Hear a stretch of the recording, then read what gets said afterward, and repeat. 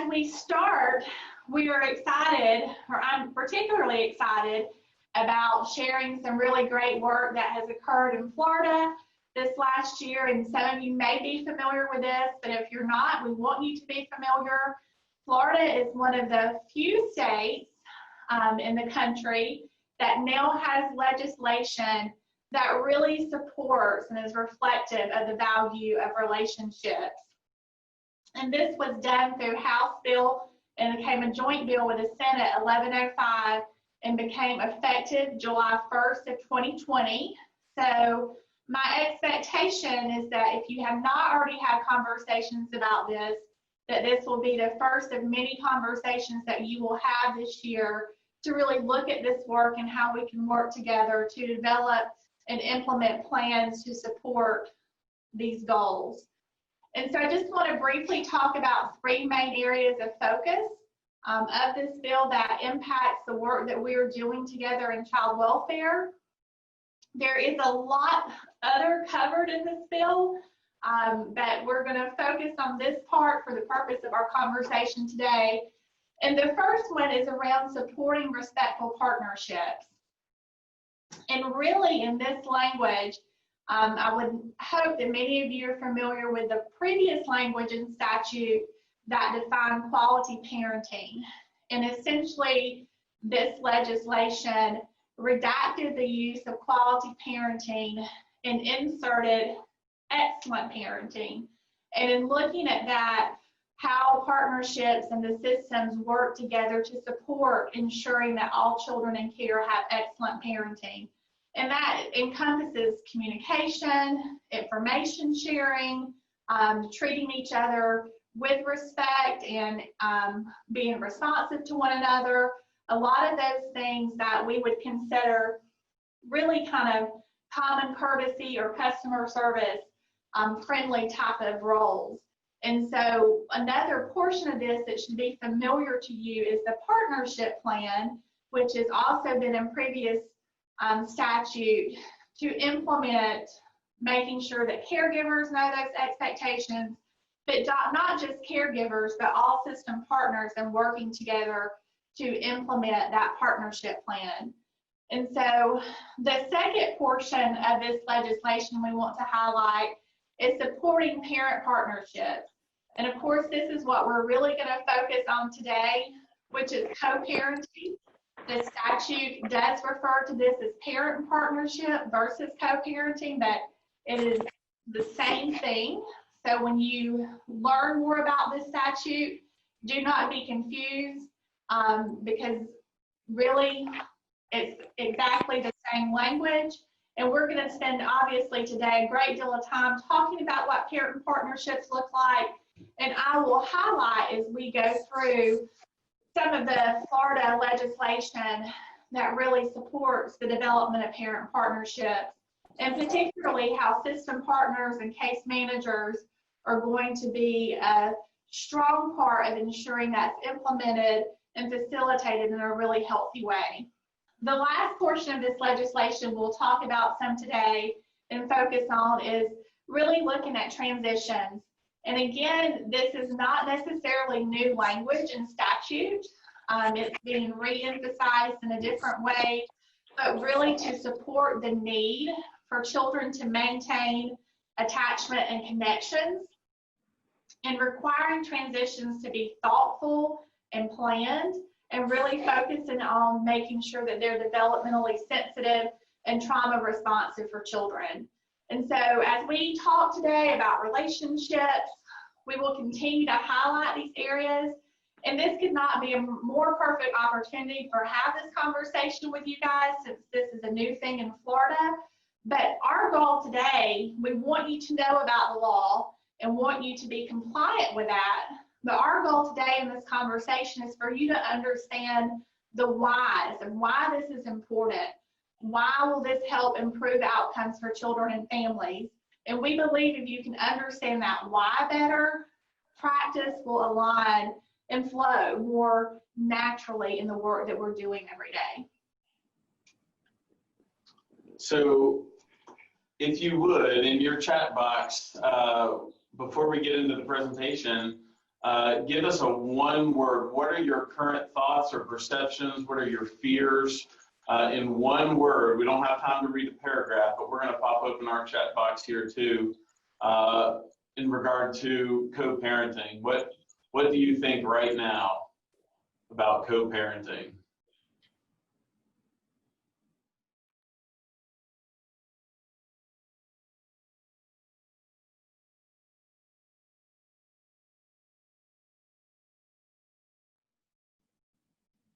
Essential, absent, awesome, safety. Oh, safety is a big one. We're going to talk a little bit about that. Collaboration, necessary, underutilized. No, I agree with all of these things. And then no clear tools. That there's an interest but no clear tools. Coordinate security is a big thing. That relates to safety, I think. Needed, important. So if you had asked me this question prior to adopting and prior to becoming a foster parent, I would have told you fear. And part of the reason that I would have told you that when my wife and I first adopted, oops, I'm jumping ahead. We're going to come back to collaboration in a second. When my wife and I first adopted, we got asked this question that really kind of stunned me, because my perception of adoption and foster care was that like the two families were kept completely separate. And I think that that's the way that it was for a long time. And our caseworker asked us, if a birth mom wanted to meet with you, would you be willing to meet with her? And my immediate response was absolutely not. Like, we need to not know each other. We don't need to know what each other looks like. It needs to be an arm's length transaction. You stay in between us, you know, have no contact. And my wife's response to that was, I think if I were in her shoes, I would want to know where my children were going, and I would want to know what their family was like. And so my wife was immediately more open to it than I was, truly. And so we eventually said yes, we'd be willing to meet. And within 2 days of getting our home study approved, we had a call that we had been picked as by a birth mom. And so we set an appointment. She wanted to meet with us, and I was terrified. And so we set up an appointment to go to Starbucks and meet together. And we had a very uncomfortable, about 3-hour, but very wonderful conversation. We got to feel the babies moving inside of her tummy. I had prepared a list of questions for her, like what's your favorite ice cream? And like tried to think of all the things that these two little boys were going to ask me someday about their mom. And one of my questions that I asked her sort of changed my perspective about co-parenting forever. I said, what do you want us to tell the boys when they ask us someday, why did you decide to adopt? Or why did you decide to give your children up for adoption? And her response floored me. I had been writing things down for a long time, just trying to remember everything that she told us, because I was thinking this was going to be our one and only meeting. And like we were done after this. And so what she said though was she started crying, sobbing. And then of course my wife and I start crying. We don't even know the answer yet, but we're all just sitting in Starbucks crying. And I'm shaking. I shake when I cry. And she says, just tell them that I love them. And I thought, oh, and it was at that moment that I realized that she loved them first. And I just found out about them a week ago, but she's been loving them for almost 9 months. And she loved them so much that she was giving up her own heart in order for their safety and their needs to be met, which was a love that I didn't even understand in regard to being a parent. And so really it bolstered her in my mind that this woman is loving these children in a way that I'm not ever going to be able to love them. So we really need her in this partnership because she brought all that to the table. And I'm sorry I jumped ahead, but I was already telling my story. So we're gonna back up here to collaboration for a minute. But Dan's example is a beautiful example of collaboration and the need to engage all persons in this process.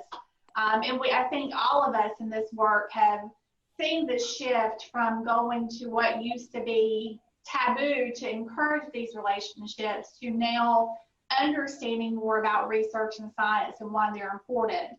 And so as we continue to explore the research part, I want to really start with something very basic that we are all very familiar with in child welfare, and that research has really started supporting this sense of collaboration. And what we have learned is that we are more effective, outcomes are improved, quality is improved, and that's become something very familiar within child welfare. And one of 10,000 acronyms in child welfare, which we know we have so many of them, one of the most favorite I have is TEAM, that actually came from a football coach that is not in child welfare, but the same thing applies, that supports together everyone accomplishes more. And that's certainly what we see when we collaborate. And as we've said, this is not something we've always done historically well in child welfare.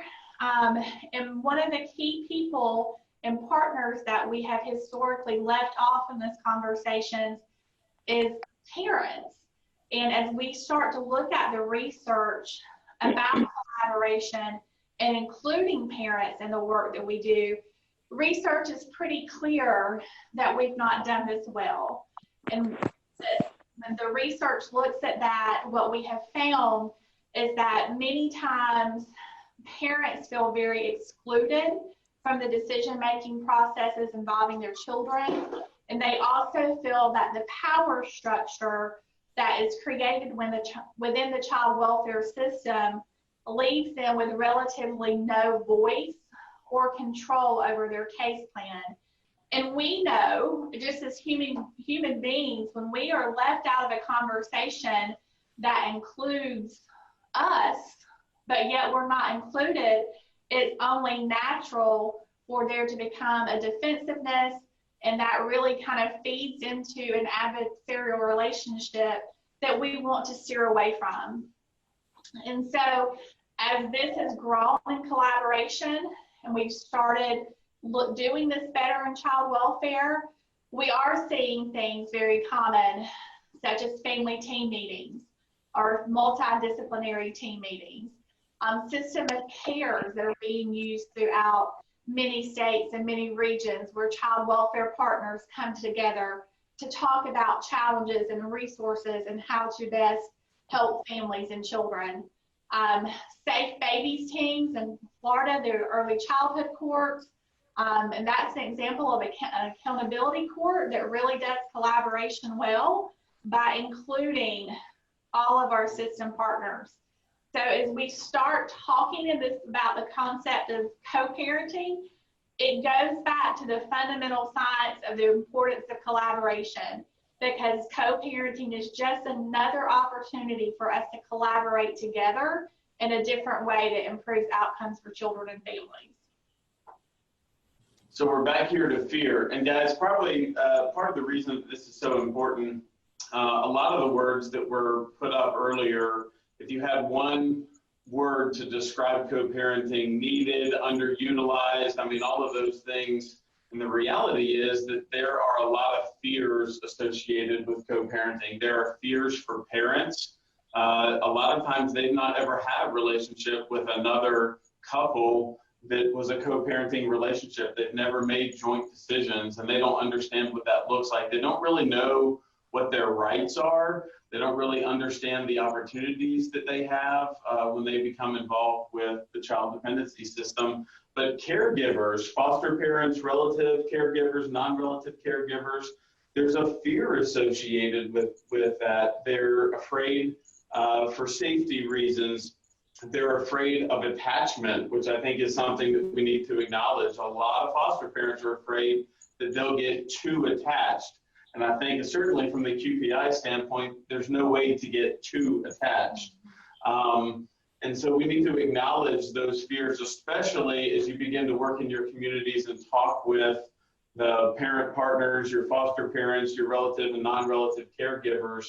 Acknowledge that there are fears and understand that what's underlying that fear is a certain vulnerability for that foster parent. We're putting our hearts on the line when we're developing an attachment with that child that will be taken from us someday. We sort of have to go into it with that knowledge. But the reality is, and if you leave with almost nothing else from the call today, leave with the thought that relationships are costly. But that's also part of the value in these relationships, is that they are costly. So I told you about my boys and their birth mom. This is a relatively recent photo. This is Wiley and Owen. They're about to turn 8 years old.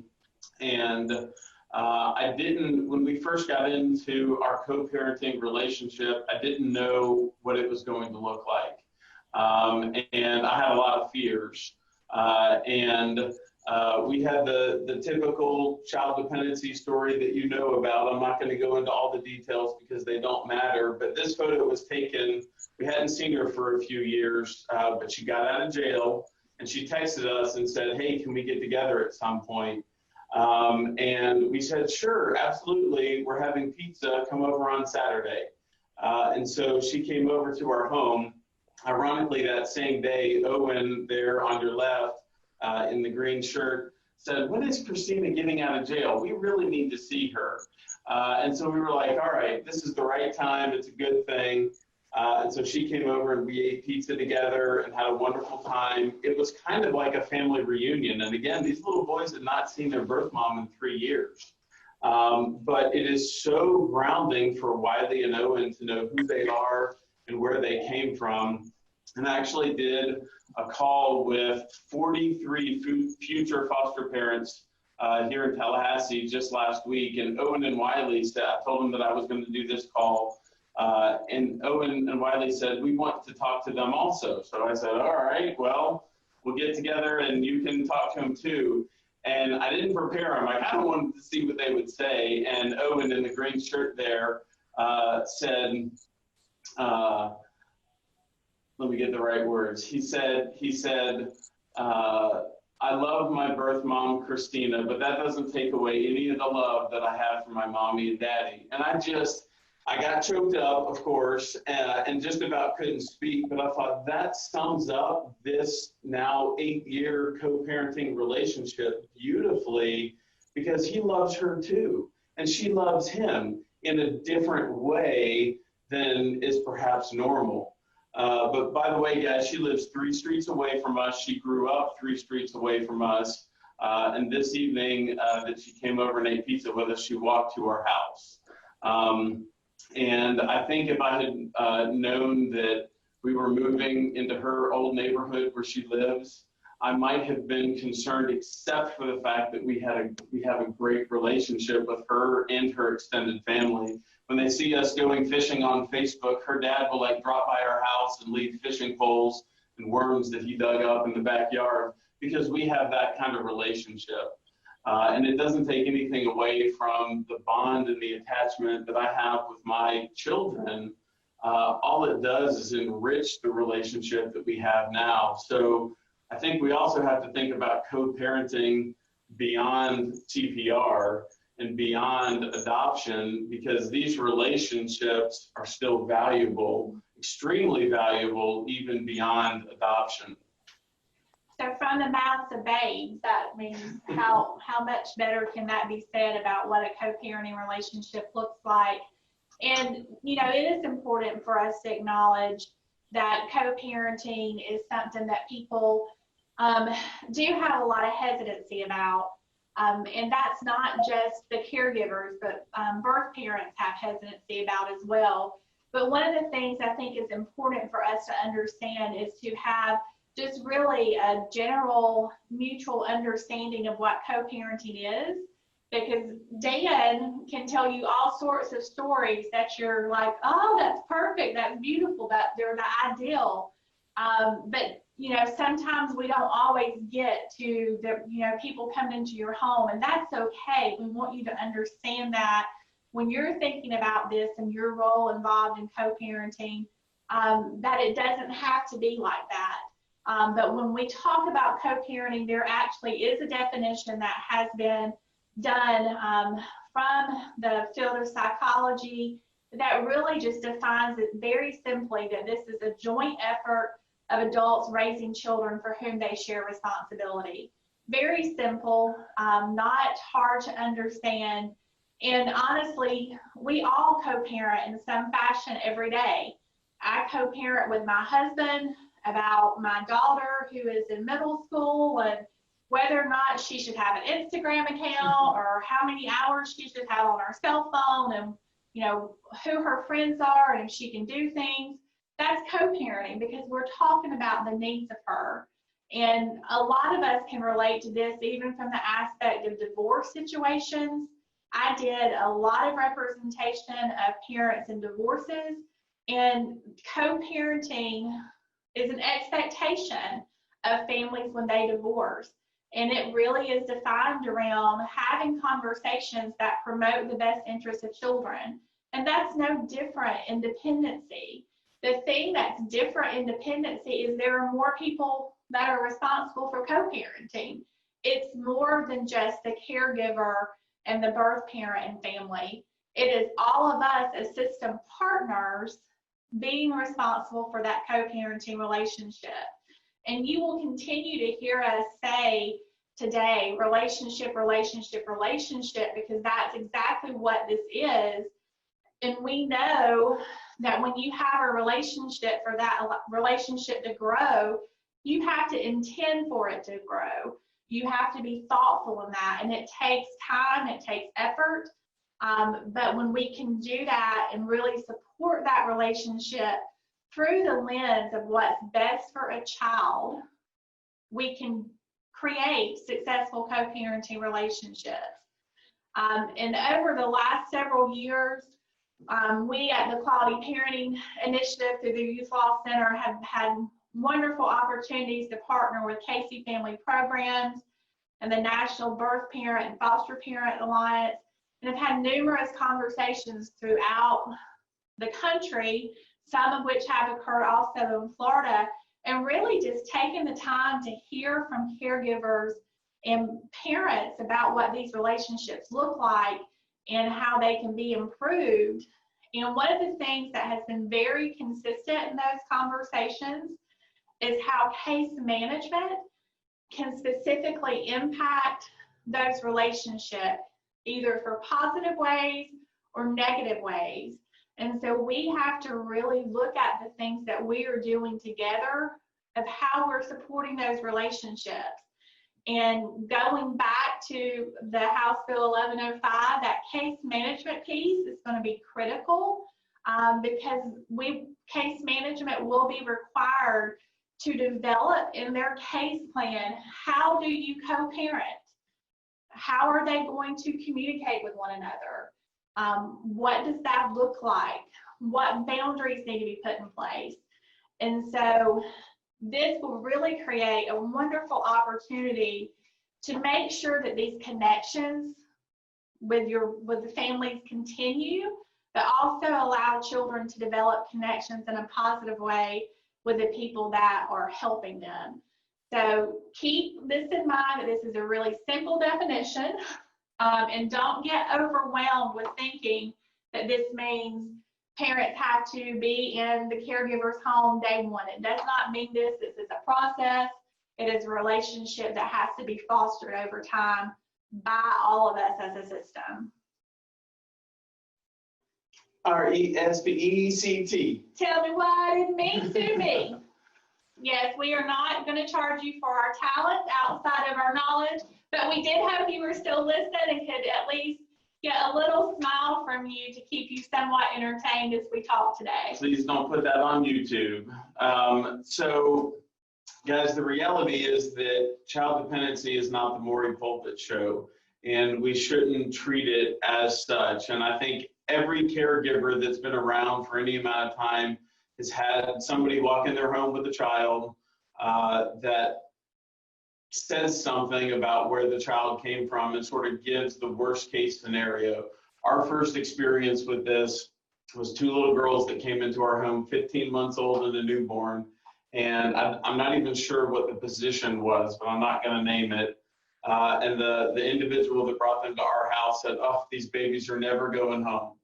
And then she proceeded to tell us about the meth house that they came from, and the child was filthy. I mean, we knew that something was going on. It took us 3 days to get the smell of cigarette smoke out of her hair and ears.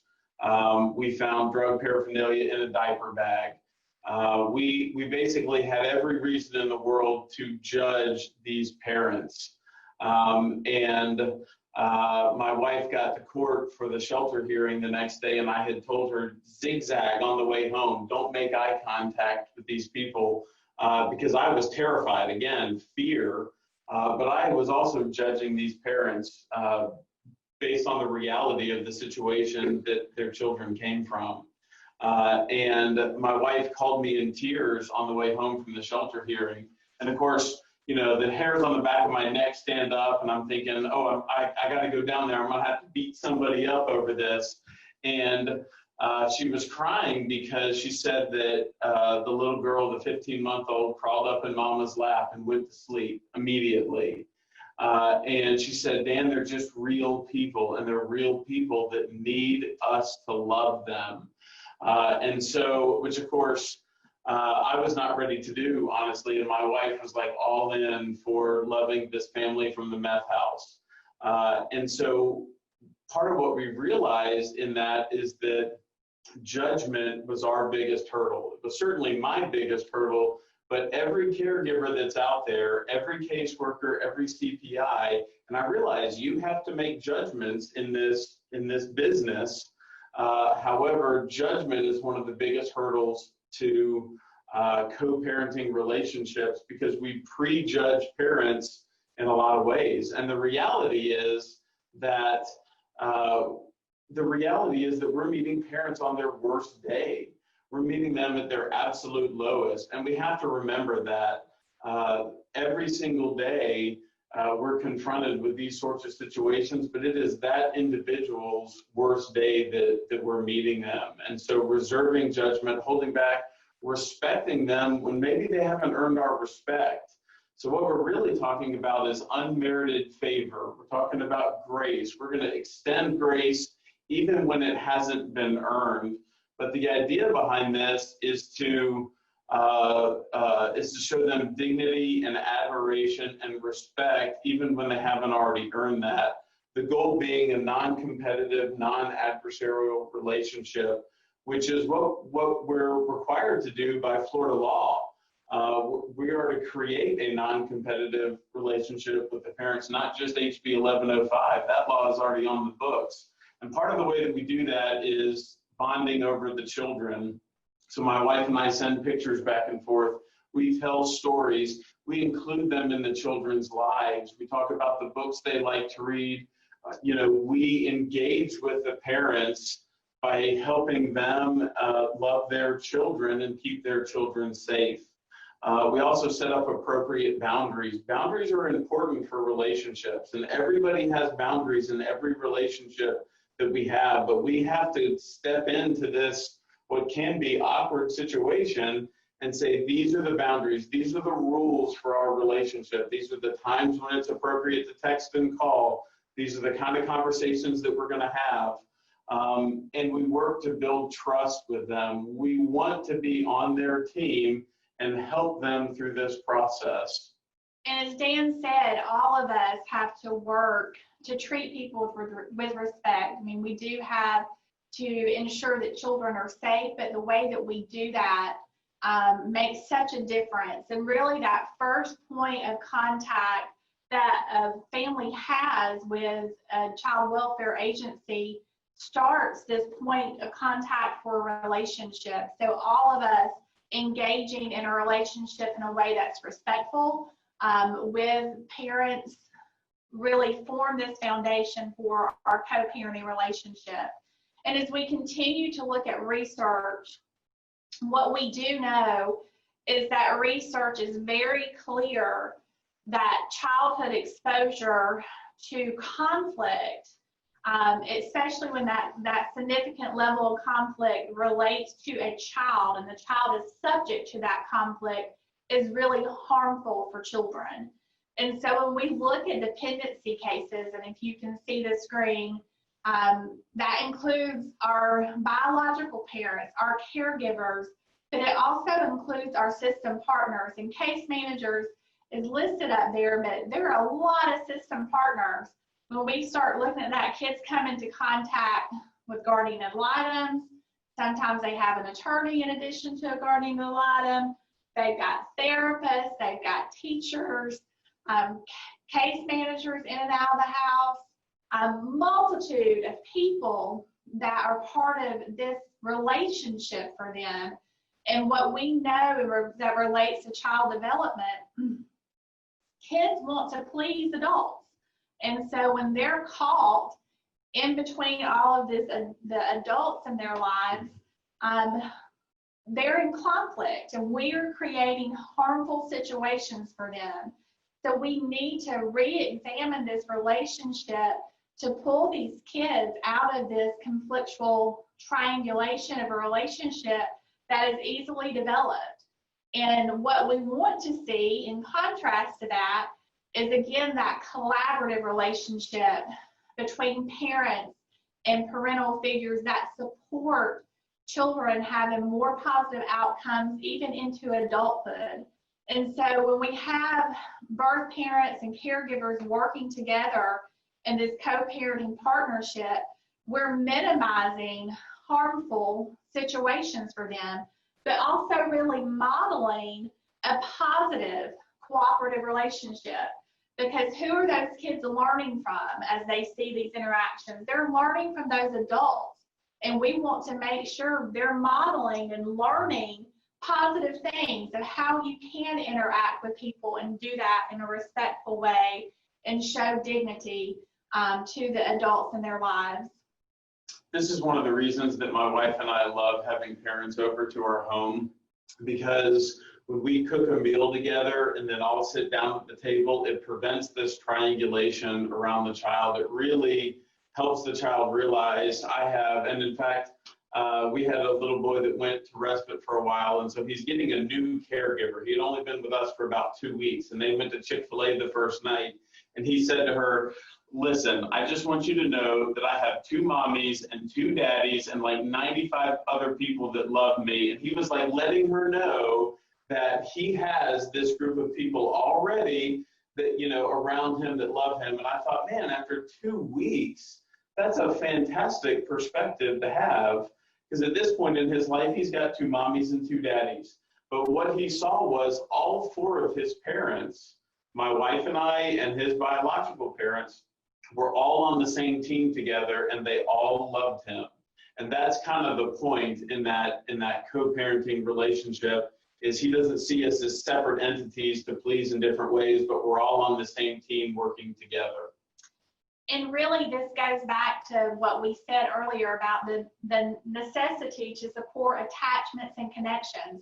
And all of this, you know, it's important for kids to be able to maintain those attachments and develop new attachments and maintain connections, because what we know is when we sever those connections for children, we're doing them harm. And so this is just that perfect opportunity to remove them from the middle, let them be loved by people that really care about them or putting them first, again, that child's perspective, to support these co-parenting relationships.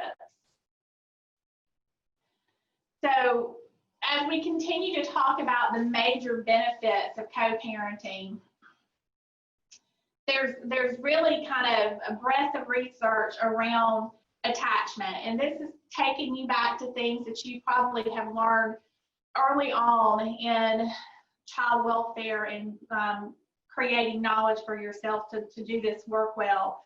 But what we know, again, that those attachments are so crucial to children's ability to develop appropriately. So as we look at this, regardless of whether kids are being reunified or they're, you know, having ongoing attachments where they're caregivers, we have to look at this in a way that we're really increasing that family connectedness for them and reducing trauma. And when we do that, permanency is expedited, and the likelihood of reunification is increased.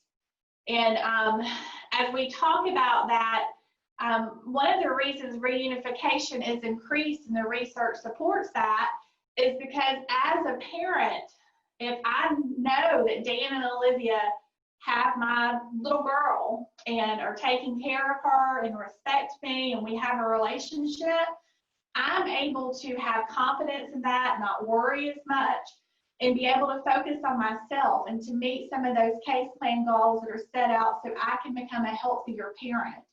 And also through the co-parenting process, not only am I learning things from a case plan that's been set before me, I now have an ability to have a mentor relationship with these people who are caring for my children, and to be able to learn what that parenting looks like. So again, it's this just ongoing creating a relationship that really improves that reunification process. There's a local foster family here that has been engaging in co-parenting with the children, or the parents of the children in their home, and they have twin little girls that are like 6 months old right now. And they have such a fantastic relationship with mom. She has asked them to be the girls' godparents now. And they just have this wonderful, beautiful, different cultures, different backgrounds, different sides of town, but they have this wonderful, beautiful relationship built around caring for the girls, and they're getting ready to reunify. And mom has all of this support because of the wonderful co-parenting relationship that they've developed. And I want to talk to you quickly about placement stability, because when, again, we want connectedness and attachments to continue for kids. And when we're in this co-parenting relationship, placement for children is usually much more stable, and they're not getting moved for different things. Because what research tells us around placement is that every time a child is moved, that increases the likelihood for them to have negative outcomes that really will impact them as adults. So we're going to take a minute, hopefully, to play a quick video from a former youth. She goes by Jay. She's out of California, that really just articulates her experience around placements. And Zoom is not letting us play the video. And I apologize, because she is a very articulate and very passionate, but really talks about when every time that placement change is made, how it really creates a new slate that they have to start over every time, with friends, with relationships, with schools, and how that impacts their ability even as adults. And Jay's very successful. She's at Stanford and she is getting her degree in engineering. She's very bright, but even as an adult, she describes how it's hard for her to attach to people and hard for her to feel comfortable in that relationship because of the many changes that she's had in placement. So again, if we can support children to be maintained in a stable placement, this is really beneficial for them. The same thing goes with transitions. And as we talked about a little bit earlier, we need to be looking at transitions really in a developmentally sensitive way. And what we know is when we talk about transitions, and I want to refer you to Dr. Charlie Zena, who's done a tremendous amount of work around this area, that, you know, research says that regardless if it's a good transition going home or maybe to a permanent place, that any transition is difficult for a child. And our goal in this is for those transitions to be healthy and not harmful. But in order to do that, we have to really look at that in a way that's thoughtful. You need to be including caregivers and parents and talking about what this looks like for this child, and ensuring that we're doing that in a way that will help them flourish, but also in a way that allows for both families to be considered. And Dan, I know that you have talked about before how transitions impact your own family and your kids that are in your home. Well, any foster parent who's had a child in their home knows what the behaviors look like after a visit, and a lot of that is in relation to the transition, the actual transition from one family to the other. And so usually pretty early on in the case, we will have the conversation with the parents about that transition. They've never thought about that. They've never said goodbye to, other than the day they were removed. They've never had to say goodbye to that child in such a traumatic way. And so mom is usually crying, dad is real upset, and one parent even told me one time, it makes me feel good when they cry when they leave me. It encourages me to keep working hard. And I get that. I get that it makes you feel good that they want to be with you, but it also makes them really sad, and it traumatizes them. And they come home, and I had a door broken off of the hinges one day after a visit. So those are the kind of behaviors that you can have. So we work on having positive transitions, and we tell parents to use, we will give them the words, I'm so excited to see you in 2 days. And now you have this excited looking forward to that next visit in 2 days, or we're going to all be at the park on Saturday, and should I bring a ball? And, work through the transition in that way, so that it's not this sad, traumatic transition after a visit, but it is this excited to see each other. We also help them talk to their kids about, how do you describe to a young child what's going on? And we'll say, well, I'm working on my heart. Mommy and daddy are working on their heart, and we're working really hard. And so we'll work with them on how to talk to their children, which helps in that transition. They know they're going to see them for a little while at a visit and then come home, but mommy and daddy are still working on their heart. So transitions include all of us again, and how we're working together. And lastly, but certainly not least, when we look at some of the benefits, the increased permanency and improved permanency for children is one of the things that we see from co-parenting. And that doesn't, again, mean that they always have gone home. Permanency looks different for every child. And of course, the goal is for them to go home. But when we've been working in these relationships, children have those permanent connections that will support them as adults and as through. We hear a fur baby talking to us, which is part of technology and use of that. But as we talk about this, we really just want to continue to look at this in a way that supports children and supports stability. And Dan is going to share, as you have talked about, some practical ways to start seeing some of these benefits as well. Sure. So some major benefits. To me, the biggest benefit is the well-being of the child. So I'm going to read this text message real quick, but I'll give you a little bit of the background. A 15-month-old baby came to our home about 10:30 at night, and I asked the CPI, can I have mom's phone number? And she looked at me like I was crazy, and I said, I'm just going to reach out to her and let her know, where the baby is. And so I texted her. It took us like an hour and a half to get the baby to bed. Mom had given us 5 boxes of supplies for the child, the blankets and the clothes and food and diapers and all kinds of stuff. So anyway, I texted her kind of late and said, hi, Mom, I know it's late, but I wanted to let you know that baby was with our family tonight. He is safe and such a happy boy. Our names are Dan and Olivia, and we have 2 5-year-old boys. This is our Google Voice number, and you can text us in the morning if you'd like. So see, I'm already starting to set up some boundaries. Please don't text me. It's the middle of the night, and we just spent 2 hours getting your child to bed. It rings both of our phones. I can't promise that we'll respond immediately, but we'll respond when we can. Thank you for all the food and diapers. Let's text tomorrow, and we can send some pictures. So at 7:30 the next morning, Mom texts us. And she says, hi, Dan and Olivia. Thank you so much for looking after my sweet little man. He's such a happy baby and is always smiling. I'm so glad you guys could use the food. Was he able to get his stuffed animal, the elephant? Well, no, of course not. Nobody told us about the stuffed animal, the elephant, buried in the 5 boxes of materials she sent. But this is a valuable connection for that child. This is something that reminds him of home. This is an animal that he slept with every night, and that once we had this relationship with mom, she was able to tell us about how important this was. He slept with him every night. Also, there were braces for his thumbs. They're a little tricky to get on because he can be a wiggle worm, but I'd have them on for an hour in the morning and an hour in the late afternoon. He has indwelling thumbs. Well, this child had a PT engaged, and he did physical therapy every day, which his mom facilitated. He's also prone to febrile seizures, FYI.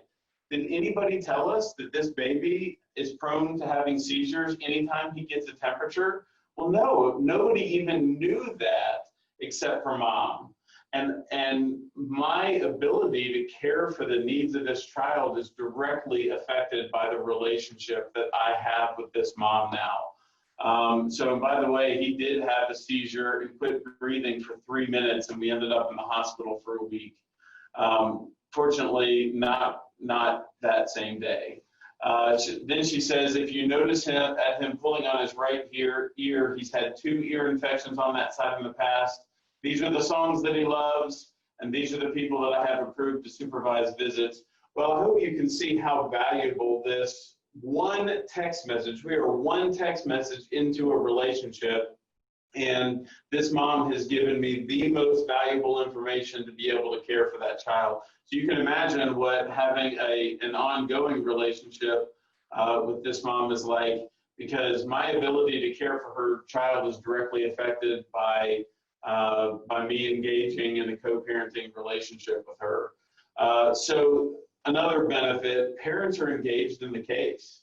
When they see that we're on their side and we're working with them, they're excited to show up to those team meetings because they're ready to accomplish something. They don't just have therapists and managers around them, but they have partners with them to help keep their children safe. So in a way, it also helps increase normalcy. Even though the child has gone through a traumatic experience, they've lost their home, they've lost their family in a sense. It can be a normal thing when parents come over, when we get together at the park. That's really the way that we start, is we'll say, my family is going to the park on Saturday. Would you like to meet us there between 10 and 11? And we'll have a little picnic and we'll play outside. And, that is a normal visit, and it sort of normalizes child dependency, which is hard to do, honestly, but it also helps keep ongoing connections. So when those parents come over into our home and we see them in and out multiple times a week, it sort of becomes that child's new normal. The loss, even though there's still a loss associated with being moved, it helps them maintain that connection with their parents that's not just in a sterile visitation center. One of the things I always love when Dan shares this really is an example of starting out immediately with empowering that parent that although you made some poor decisions that have impacted them, you're still that parent and you still love them, and you're still an expert. So making that connection quickly, and research really supports this, that the sooner that you can make a connection with that birth parent and the caregiver, again, it goes back to that reunification, that's increased. And so we need to really be looking at that very quickly on in relationships. And one of the things that we know about co-parenting and about child welfare, reentry, unfortunately, sometimes occurs. And so I wanted to ask Dan specifically to tell you a story about that and about these beautiful babies that you're seeing here in front of you, and how even when some of those things do occur, that because of those ongoing relationships, kids are continued to be supported and not harmed. Well, we know from Dr. Karen Purvis that children that are harmed in relationships are also healed through relationships. And you know from us today that relationships are costly. But for my family, one of the greatest benefits of co-parenting is that goodbyes are not forever. And it does all of the hearts in our home, not just my wife and I, and not just my parents and the other people around us that support us, but even my children. It does their hearts good to be able to meet up at the park after reunification and see our extended family in a sense that we love, because we have that kind of relationship. And so these two little boys here actually reunified after nearly 2 years in our home. And so we went through multiple school years. The baby learned how to walk and talk in our home. We have a deep relationship, holidays together, and in the midst of COVID, we reunified, and we had such a good relationship with the grandfather during all this process that we went to the team, to the case team, and said, we would like to have a little bit of latitude regarding the reunification plan. One of the kids, both of these children have special needs. One of them has autism. We had all kinds of considerations, including the burgeoning pandemic at the time. And we said, we really need you guys to just trust us to do what's best for the kids and best for each of our families. And so we worked out a very short transition over about a 3-week period of time, where Grandpa was coming in our home almost every day and doing meals with us, doing bedtime routine with us. And we had him learn our routine so that he could replicate that same routine in his home. And we talked about how to change the routine later, but change it over a period of time to really lessen the impact of having a quick transition out of necessity during a pandemic, but how to lessen that impact upon the children. And so we were able to meet up 3 or 4 months after the little baby here got out of the car and started cracking jokes and grabbed my hand and said, "Hold me, Daddy," just pretty much immediately, because we had that kind of relationship with the family. So the number one thing that people tell me, the reason that they do not want to be foster parents is because they don't think that they can say goodbye. And the answer to that is co-parenting, because goodbyes are not forever when you have developed that costly relationship with the family. So as we moved into talking about some tools, we want to kind of give you some things to think about that you can implement to support co-parenting relationships. And the first of these, we refer to them as comfort calls. This is something that is going to be an expectation or requirement from the new legislation. And essentially, it's that initial call that's placed between sometimes CPI, an agency worker that facilitates a call between the birth parent after removal to say your child's here, they're doing well, to begin that facilitation of can you talk with a caregiver, share with them some things that may help them care for your children better, etc. And those of you who are CPIs that are on the call, I would anticipate this is a conversation that you are start to be brought part of, because it will probably look like CPIs in a lot of areas conducting these comfort calls. And again, this goes back to that conversation, that first point of contact, and treating them with respect, and how we are looking at this case and empowering parents immediately to support co-parenting relationships. And Kayla mentioned icebreakers in this video, and icebreakers is really kind of another step in developing that co-parenting relationship that's typically done at shelter hearings, or some formalized kind of process where there is an agency liaison that is there to start beginning these conversations between the caregivers and the parent, and talking about the boundaries that Dan talked about and the expectations of what these relationships look like. But it's just that secondary opportunity that should be happening very quickly after children are removed, to really just create a bigger foundation for this relationship. And the last of these that I want to mention that have been very successful are mentor programs, and that's both for caregivers as well as birth parents. And the impact of that is for them to be able to have people who have walked this journey and who have done that and who've overcome challenges and who have learned to be there as a support when those relationships may get a little difficult, because they will, but just people there to support them and help mentor them through the process. Yep, absolutely. So some practical tools that my wife and I use and that are used by a lot of foster parents, at least here locally in Circuit 2. Google Duo is a free phone app where you can get a local telephone number. And the advantage of Google Voice and Google Duo is two different phone apps, but your Google Voice number can be a local number, and you can log in on the app on multiple devices. And so when my wife and I text and call parents, the text messages are showing up on both of our phones. And that really helps prevent the triangulation around the child, where my wife is being told one thing about a visit, but I'm being told something else, and on and on. My wife and I are always able to be on the same page with our parents.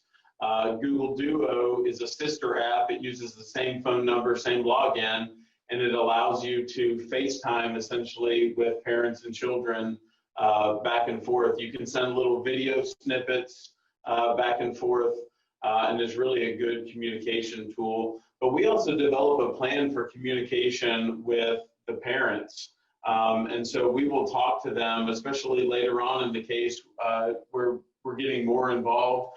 We want them to be talking at bedtime. We want them to be reading books and sort of participating in the child's life. But we'll lay out like when are appropriate times to call or text. And for our house, it's don't call or text after 9 o'clock at night. My wife goes to bed early. We wake up early. The 2 o'clock in the morning text message needs to be an only emergency thing. And we've had a few of those.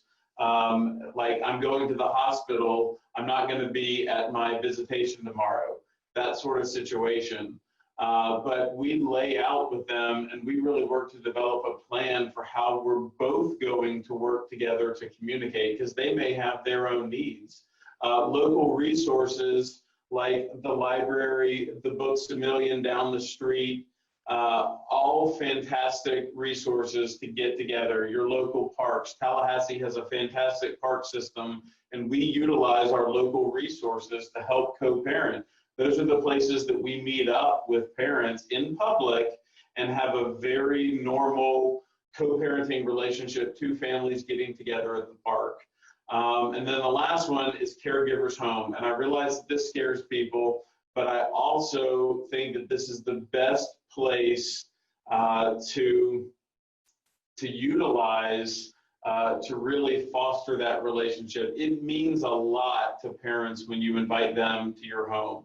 It shows that you are trusting them. And we talk to them about it specifically, and I'll tell them, I don't invite everybody to my home, but I'm going to invite you to my home. But that also means that I expect you to respect our privacy. Please don't come over unannounced. Please don't invite yourself over.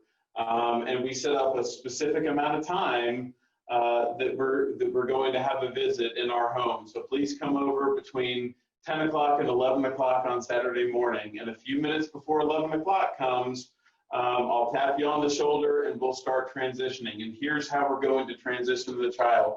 We're going to do one more activity. We're going to pick one more thing to do with mommy and daddy, and we're going to begin to transition out. So there's boundaries and expectations set up, but that's also that place where that child is now most comfortable.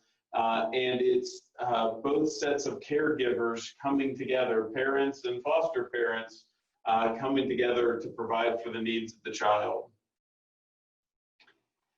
So as we continue to have this conversation, I will tell you I'm very excited that this has really become a conversation that's happening across the nation, where this concept is being embraced, and there are some really excellent opportunities that have occurred, and different tools and care coordination teams are being used here locally, and this circuit particularly, where they are supporting parents in this process and really helping them be engaged and advocate for them and their needs to ensure that some of the things that we've talked about as far as reunification and services and transitioning are happening in a way that's supportive, not of just children, but of parents as well.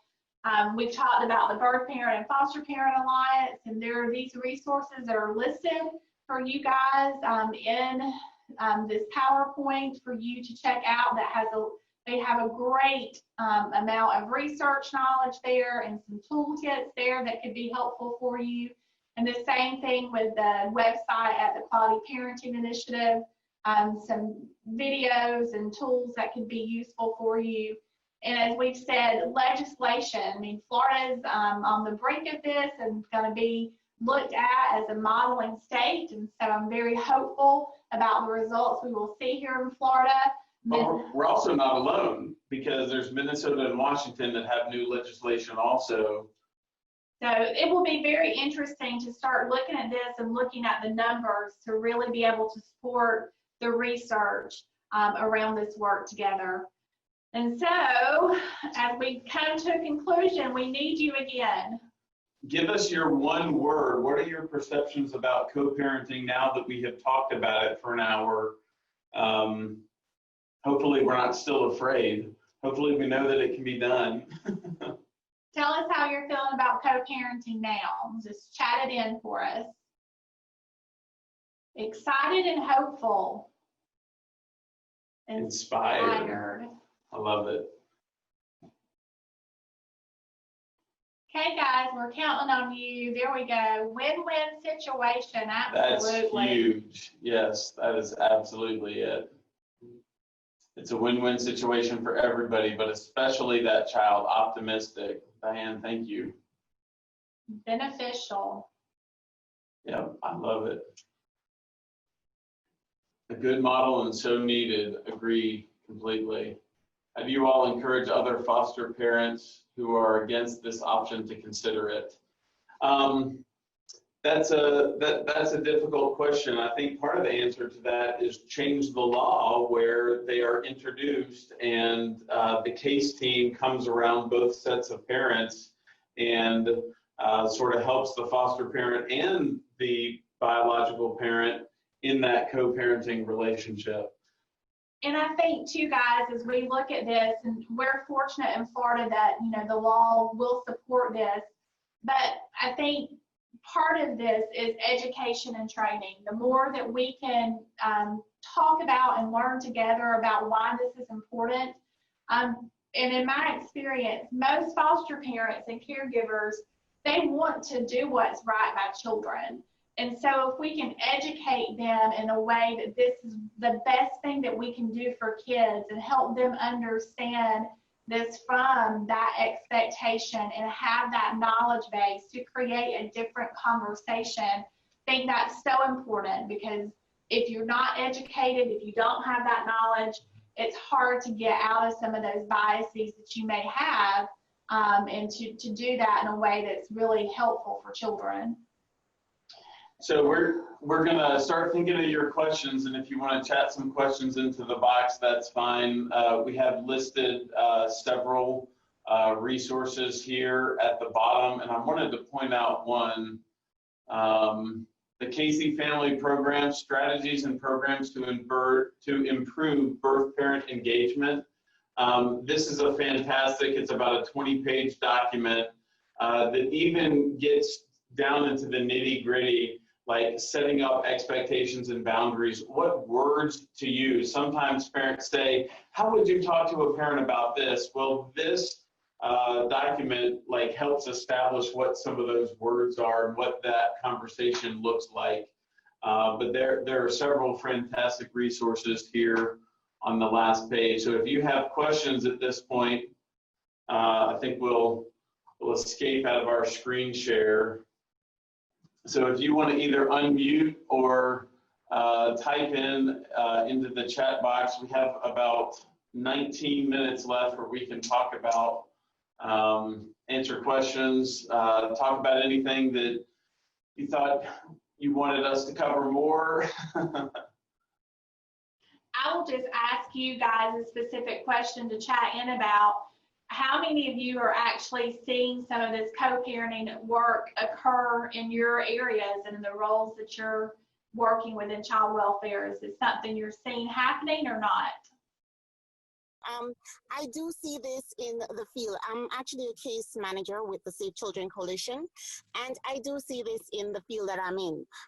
What I do see here is that I'm beginning to feel hopeful, because I at times do have the issues, not really with the foster parents, but it's with the parents to form that cohesive network. So from this, I think I've garnered some, I guess, information and networking that I can actually use now to foster that bridge, so that, you know, my kids can come out at the end of the day positive.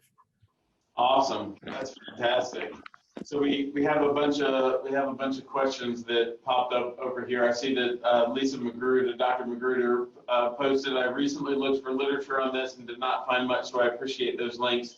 Great. There's honestly not a lot of research on this, and so we've highlighted some of that throughout the course of this conversation. And I think too, when you start looking at the research, some of that research, as we've talked about, really is founded in some other research that we know supports development and attachment and all of those things that go into these relationships. So when you are looking for research, don't, you know, compartmentalize of just co-parenting. Look at other research really that kind of informs why this is a good practice, because I think that will help you tremendously in finding some of that research you're looking for. So Monica posted, I'm not seeing it with my parents and caregivers. My parents are very demanding and want to control the caregivers. So I have dealt with this before in a co-parenting relationship, and in particular, it was a very violent father. Many of you guys will understand that there's a controlling aspect to domestic violence. And so I acknowledged that head on with him and said, you know, your desire to control in your domestic partnership is also carrying over into the relationship with me, and it's affecting our ability to work together and care for the child. Let's go to counseling together, and let's talk with your therapist about this, because not only did it affect your relationship with your partner, but it's affecting your relationship with me, and ultimately it's going to affect your relationship with the child. And we had that conversation. So you can touch on that head on, but that was also a very uncomfortable conversation, as you might imagine. Is this information covered in depth in foster parenting and ongoing coaching for them? I cover it locally. I talk for about an hour and a half at all of our QPT trainings, where we have foster and adoptive parents, and I talk about co-parenting, not like foster care is over here and adoption is over here, but I tell everybody that it is like this, that co-parenting relates to both foster and adoption.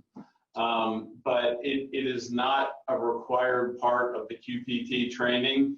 However, I think it should be, and I think that you need to find a foster parent locally that can come and meet and do your QPT trainings and talk about what their co-parenting relationships look like, or get in touch with me in Tallahassee, and we can talk about what that training should look like. And I see that we have some folks here that may not be from Florida, so when Dan is saying QPT, that's quality parenting training. And I will tell you, just from a national standpoint of areas that we have worked in throughout the country, that although, you know, again, legislation may not be there, when this conversation is starting to happening on the licensing side and people are becoming more educated, that one of the tools to make this a reality is starting to incorporate this into the training with your foster parents on the upfront. And you know, one of the things that we have seen, that there is a trend that new foster parents may accept this more some than older foster parents who have been doing this for a while. But that education piece that we talked about before is critical to changing that way of thinking. So that is a very practical tool to start this education piece with your foster parents and with your caregivers. And do not exclude your relative caregivers and non-relative caregivers in this conversation, because we know those relationships are sometimes some of the most difficult to navigate because there are emotions there. But we and have years worth of history. They've been Yeah. dealing with the substance abuse for a decade, and now the children are in their home and they have all of this history, and now they're having to engage and sort of establish a new healthy relationship, which is harder than me coming into it with no history. Like, yay, I love co-parenting. I have no history with that. I haven't been hurt for a decade. So, the more we can educate the people that are working with our children, the better these relationships are going to look. But, bringing that to the forefront of the table and making that part of the conversation for caregivers is certainly necessary. I think it's also important to remember that this change does not happen overnight. And hopefully you got the idea. I've told you about my history with co-parenting over the last 8 years. I started speaking about co-parenting locally with our local parents, and we started having trainings on co-parenting at our Tallahassee area Foster and Adopted Parent Association just a few years ago. When I started, nobody could even give me an answer as to whether or not I was allowed to supervise a visit with parents. And so it was a very new thing locally. And now I would say that most parents engage on a spectrum, most parents engage in the co-parenting relationship here locally. Like about 80% have a relationship with the biological parents. But it's happened over a course of years. So don't get frustrated just because it doesn't happen overnight and one training doesn't do it. It's a group of us that are talking about how valuable these relationships are on a continual basis. And I think the other important part to this when we talk about education and training, guys, this is the entire spectrum. We can't just educate caregivers without educating judges and attorneys and case management and CPI. Everybody has to be educated and trained so that we're speaking the same language and we have that similar goal. And that definitely is an ongoing process, will never end. I mean, we know because of turnover in child welfare, this has to be an ongoing conversation that's happening on a regular basis to ensure that everybody's working towards this partnership and the similar goals. So that training needs to be across the spectrum of all these partners that we've highlighted that can support these relationships. Well, there is a sense in which we all kind of deal with a secondary trauma.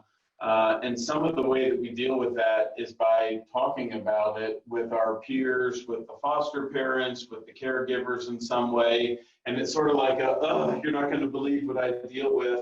But that also can harm those relationships sometimes. When I have a caseworker walk into my home or a CPI or some system partner, and they tell me the horror story, that can put up a barrier. So it really begins with us having positive interactions with all of the different system partners, with the parents, with the foster parents. If there's a problem, we acknowledge that problem, but it's not I don't want to say gossip, but sort of an explosion of all the frustrating things going on in a case. It's us, working to have that non-adversarial, non-competitive relationship where we're really supporting those parents. Any other questions? Anyone want to chime in or add a chat? I think we have just a few minutes. So I see that there is and I think I'm going to say this right, but Sedelin Sampson, and if I didn't say your name correctly, I apologize, but she chatted that she worked in state government in Georgia and saw it happening there, but not working at the federal level with Arkansas, not seeing it. I will tell you guys, if you go back and look at the Families First Act that has just been recently enacted, and you start looking at that language, the language around that on a federal level really supports relationships and partnerships, and on the preventative side. And some of this conversation is occurring on the preventative side. And there have been some states that have been very creative using that federal language to draw federal funds to have coordinators for parent partnerships. So go back and, you know, look at some of that language around some of these new federal laws that really are wanting to keep children and families, wanting to keep those connections and attachments for children, because some of that law really supports exactly what we're talking about. And again, while it may not say co-parenting, it does support these relationships and connections. So go back and look at that on a federal level if you're interested in kind of, you know, becoming a little bit more of a child welfare nerd that I love to read about. So I would encourage you to do that. Thank you. Thank y'all. We appreciate it.